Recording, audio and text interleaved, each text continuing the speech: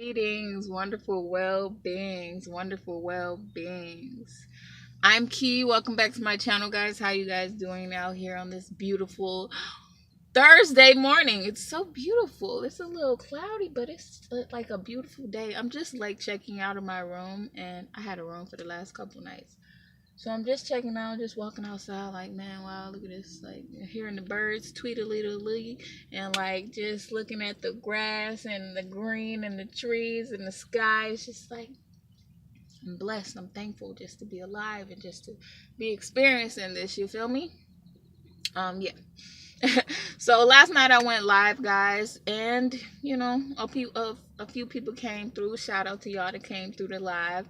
I was on there for like 3 hours. I didn't post it, so I kind of wanted to make a video like separate from that, which was what the live was supposed to be about. But it kind of, we kind of went in all kind of conversations on the live. But I just want to make a shorter version of what my thoughts were, what I was trying to express last night. Yeah, I got the goals in. Mr. Goldmouth. That what I said. Hey, baby, you gonna eat your cornbread? Cause it looked like the meat that you did already. Okay. Anyway, so yeah. Like I was saying. Oh, yeah.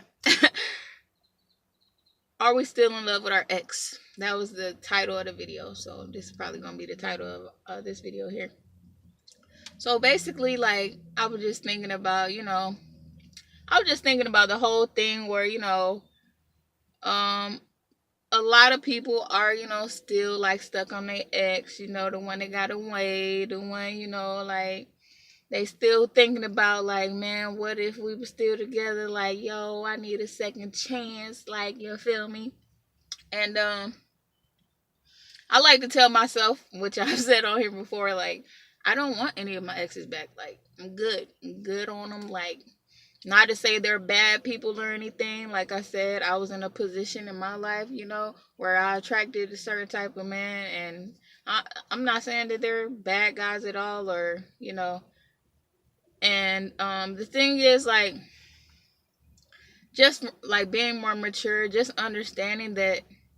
Because I used to be so possessive that, like, if a guy, like, if I felt like a guy still had something for his ex, I'm like, all right, no, it's clear that you still want to go back in your past and you missing something, you left something back there. Nah. but now I understand it's a line, it's a boundary. Like, yeah, I still got love for my exes, because I like to say, like, they'll always be a part of my like life story or whatever. Like, it happened. And it's like it's unrealistic to think that your partner is not going to think about their ex, or somebody that they dealt with or really, had strong feelings for. It's just unrealistic to think that they'll never think about that person, like, ever. Like, that person deleted from their mind. So, but like I said, yeah, they're all like learning. They were all lessons. They were all learning lessons. So I still got love for them. Like, but I'm not like in love with anybody, any of them. Um, yeah, and I think it's just the line of where where we like sitting around and we still thinking about them. Like, where we still thinking about our exes, like obsessing over them, like what could have been, and thinking. I think that's where the line is at, especially if you're trying to move on and you say you want somebody new, but you still obsessing over your ex, like you still thinking about them all the time, and memories like all the time. I feel, like sometimes, like, oh shit, that was a good time, but like when it becomes like too much, that's when you haven't let that person go. Um, so that kind of happened to me lately. It wasn't an ex, but it was somebody who I was talking to for like a year, and we wasn't even talking. It was just somebody who, like, I was crushing on for a long time, and we messed around with each other. But I feel like I wanted a relationship. I wanted more, but it never happened. And that's why I felt like I was stuck on it. Like, because I wanted more. But, and like, I found myself like going, no, I've never obsessed over a dude like that ever. Like, just totally, completely, just like too much. Like, just toxic. Like, obsession. It's not healthy. Just too much. And I found myself like thinking about him again, and I'm like, yo, no, I can't do this. I can't do this again. Like, it's over. I gotta move on. And I think it all starts in the mind, in your mind. When we go to start, thinking about these people in our past and just letting our mind take us down that road of thinking about them all the time, and like thinking about the memories all the time, and what they doing, how they doing, like, like, it's just like, I know that I have to get a hold of myself and just cut it off, just cut the thoughts off, and just be like, that it ain't it no more, that's in the past. Especially, just being lonely and wanting somebody have you go back to thinking about the past and your exes and stuff like that. But yeah, it's like, we gotta let it go, boo. We gotta let it go. We can't be thinking about them all the time. They don't deserve our energy anymore. It's in the past. We gotta live in the present. Live in the present and what's to come. Because I feel like if we don't let go of the past, then our future can't come. Our future can't come in. Still obsessing over somebody in the past, and you wondering why nobody knew coming, because you still got a boo in your head. You still got a boo in your head, honey. So, yeah. That's pretty much what I've been thinking about, because I'm like, yo, why am I thinking about this dude? Like, it's over. It's over. It will never be. Like, I don't know. No, it just, I don't know. Like, and it was like frustrating. It's like frustrating myself, I think we all do it. We just frustrating our own selves, like disappointing our own selves, thinking about somebody in the past. Like, let it go, my nigga. Let it go. Can't hold it back anymore. There was something else I wanted to say, but yeah, I guess that's pretty much about it. Just like letting our exes go, It's oh, I wanted to make a reference to, how we can let our minds just totally wander.